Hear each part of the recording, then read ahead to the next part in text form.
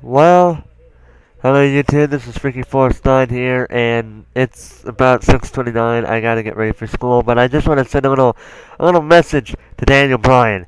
Good job, buddy. You are finally you're finally the champion that you deserve to be.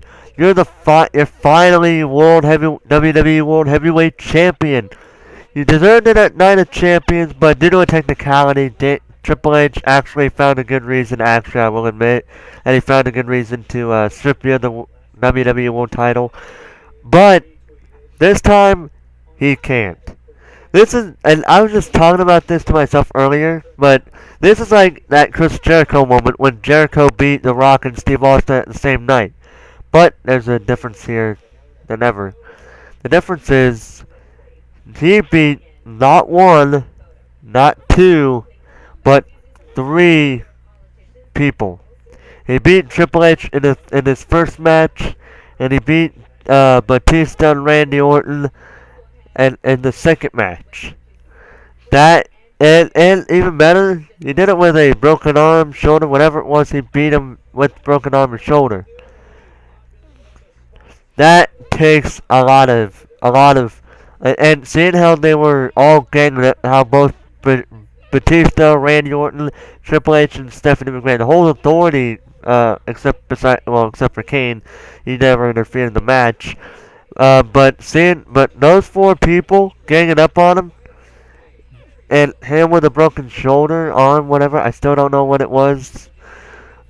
Man, that just takes a lot of strength. It just takes a lot of strength and skill to cope with the pain and to actually beat both men to become the WWE World Champion. But Triple H cannot find a very good reason this time. No, he cannot come up with a good reason this time. This time, he cannot come out here and say, "Oh, Daniel Bryan got screwed." In fact, he even tried to have Scott Armstrong involved in the match, and guess what? That still got him nowhere. Let's face it, Daniel Bryan has overcome the odds and has become not a B plus player. But this is another of one of my things where I keep thinking he's not a B plus player, but more of an A minus, A plus player. Being the first one being where he was able to walk out of the Royal Rumble in that one time when he was the world champion. He was able to walk out of the Royal Rumble with the world heavyweight title after Big Show Mark Henry after he beat Big Show Mark Henry in a steel cage match. But that was back when he was really a brat. But nowadays he isn't. The second thing would be where he was able to take down all three members of the Shield when they were bad guys, all at once by himself with no help whatsoever. And if you think I'm lying, go look it up. Daniel Bryan takes out the Shield, and you'll see what I mean. This one being the third point of my thing where I think Daniel Bryan is actually an A plus player. That being, he was able to dethrone not only the King of Kings, but also the Animal and the Viper. Two animals, and one king. That's